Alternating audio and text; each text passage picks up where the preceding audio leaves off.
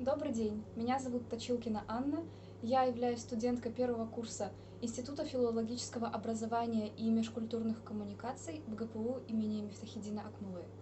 Вашему вниманию предоставляется произведение Мифтахиддина Акмуллы «Джаз» на казахском языке.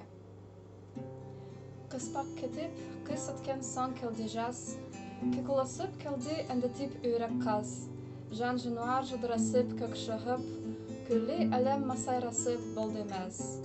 Жерден жүзі масатыдай құлпырар, көкте мұнар жерден бұлар бұрқырыр, арық тұрып көке шығып тойынып, қырдан ойға шапқыласып дүрқырар. Төрбелетіп айдын келдер шалкеді, түрлі құстар бауырын төсеп қалкеді, көкірай шып келді айнала көмкіріп, мас қылады күшті жас иіс әнкеді. Сұлы қыздай кірбес құрақ сылдырлап, көз ұшында сағым жүріп бұлдырлап, тұрғай шырлап, бұлбұл жырлап сайрайды, тілі шыққан жас баладай бұлдырлап. Спасибо за внимание.